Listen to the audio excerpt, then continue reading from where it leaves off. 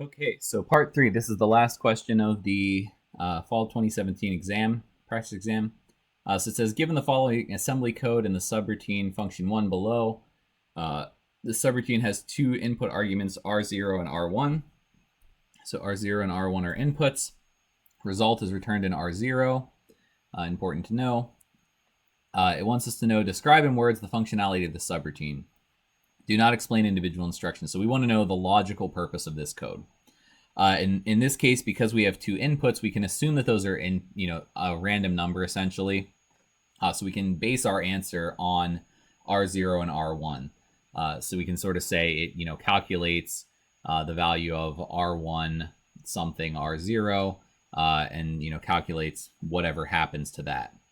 So let's look at these instructions. So first we calculate the exclusive OR of R0 and R1. So we can say, that it is the XOR of R1 and R0. We can base our result on something about that this is just something that's happening to the arguments here. We then move 0 into R2, and we have a loop, what the code seems to say at least. We can read it as that. We assume it's going to loop.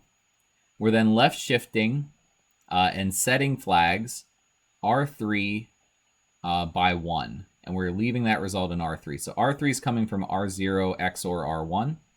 So we're left shifting that, and we're putting the carry, whatever came off of the right end. If we remember that the left shift, or the right shift, logical right shift, it's going to shift in zeros from the side, and it's going to shift whatever came out the right side into the carry bit. So LSR is going to do that. That means we're getting something in the carry bit each time, and then we're doing an ADC, which is an add with carry, into R2. So R2 is counting what it seems to be, or at least it seems like it's counting the number of carry bits coming out of this. The carry bits being 1 if we had a 1 in the rightmost position, 0 if we had a 0 in the rightmost position. So we basically have that R2 equals R2 plus 1 if R3 rightmost bit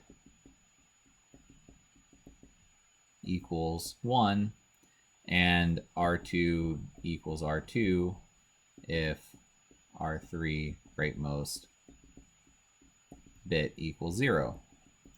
So what is this code doing? We then loop, and we loop until it is BNE. So we need to look up what NE does this, what NE jumps on. So BNE is branch if non-zero, if we don't have a comparison before. So it checks it's going to branch as long as Z equals 0. That means that we can assume that it continues to branch as long as Z is not equal to 0, as long as R3, that's the one that's updating the status flags, as long as the shifted value coming out of that is not 0, it's going to keep doing that branch and going to loop. And then it's going to exit. The last two instructions move R2 into R0, so that's just setting up our return value there. We're putting the final value of R2 into R0, and then we're exiting the function with the BXLR. So essentially what this is doing is it's counting something in R2. It's counting if the rightmost bit is 1 each time through the loop. So essentially what this is doing is we could say this function calculates the number of ones in R0 XOR R1. Because that's what it's doing. It's counting the number of ones by counting that carry bit each time we shift it off to the right. And it's going to stop whenever the value is 0, because at that point we know that there are no more ones. So we can exit early if we run into the case that we hit 0 before we've done this 32 times. So it says then part B, in the worst case scenario, how many cycles does it take to complete the execution of the subroutine? You can assume that if taken, a branch instruction would take 3 cycles. If not taken, a branch instruction would take 1 cycle. So not taken, 1, taken, 3. give an example for the worst case scenario, the inputs of R0, R1, and output R0, and the number of cycles. So what's our worst case scenario? Well, we exit the loop once z equals 0. So I should say up here, z is not equal to 0 if we branch. So we're going to exit when z is 0 whenever we've run out of ones. So if we want this to be the worst case possible execution, we want a lot of ones.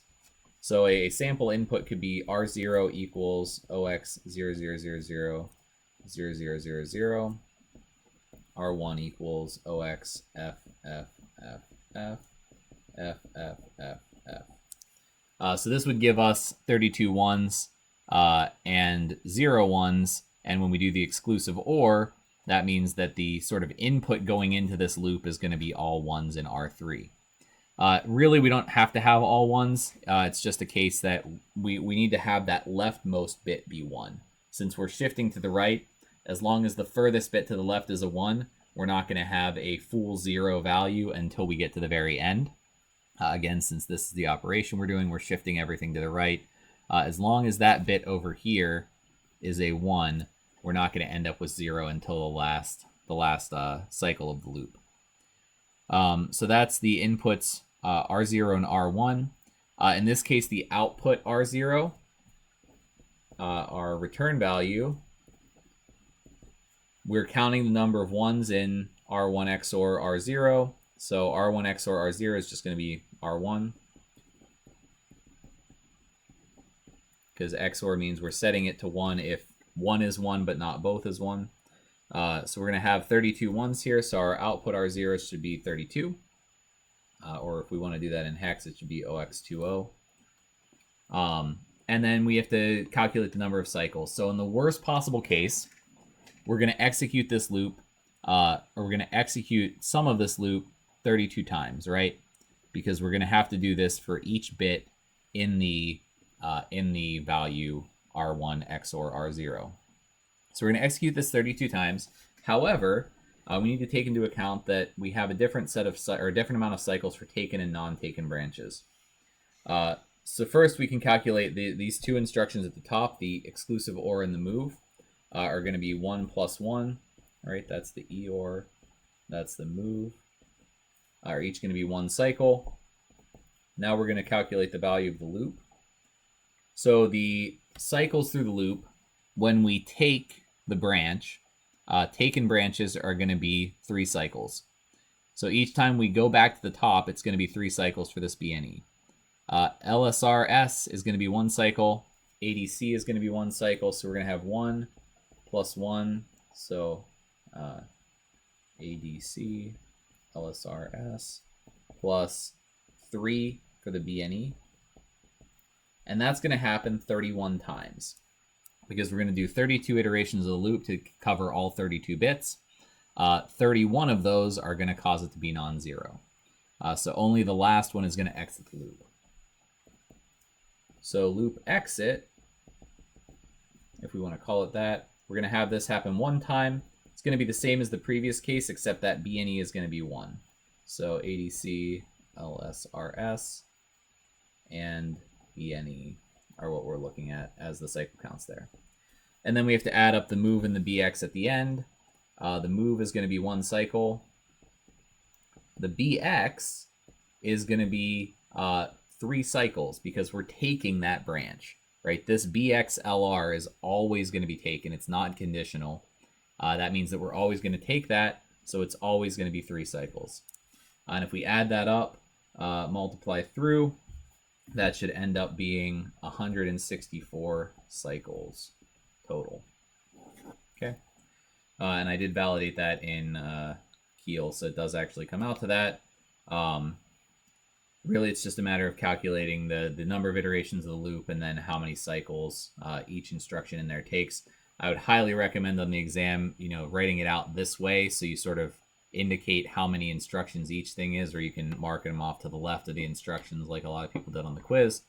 Just that way you have some partial credit if you don't end up getting the final answer right. If you just give me one, 160 cycles and you don't give any indication of the work that you did in the intermediate, then I can't give extra credit for that. So that's the end of the exam. I'll be happy to answer any questions in class. Otherwise, I hope this helps you studying. Good luck.